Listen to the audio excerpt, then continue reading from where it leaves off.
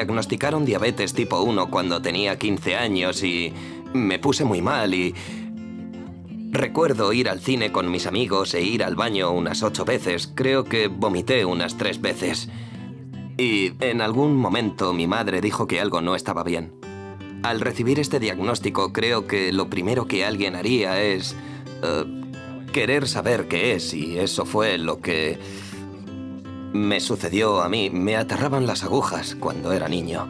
Así que esa parte de mi diagnóstico me dio mucho miedo. Lo único que quería era sentirme mejor y comprender a qué me estaba enfrentando.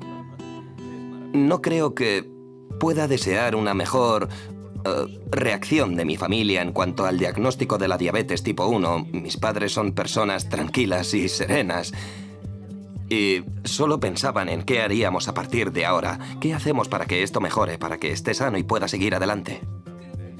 Creo que cuando me diagnosticaron, quería saber simplemente qué me supondría volver a mi vida normal, volver a la vida que tenía antes. Cuando comencé con la bomba de insulina hace 7 u 8 años era muy poco común. Mis padres y mis abuelos habían oído hablar de ella y mostraron gran interés ya que era mucho más fácil. Recuerdo llevarla siempre encima. Si me quería comer un bocadillo era mucho más fácil apretar un botón que sacar una jeringa y pincharme.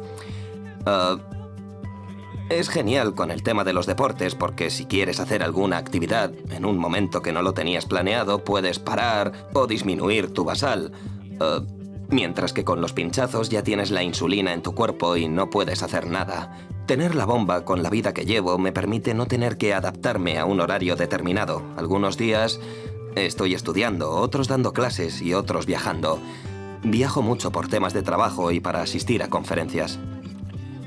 Diría que es muy importante adoptar una actitud preactiva en lo que se refiere a la diabetes tipo 1.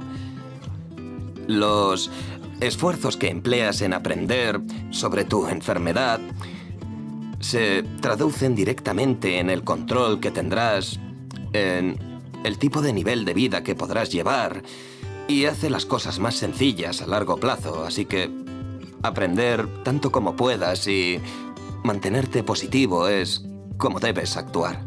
Hay muchas cosas que puedes aprender en el diagnóstico, como las bombas de insulina, que te ayudarán a vivir mejor y a tener el control.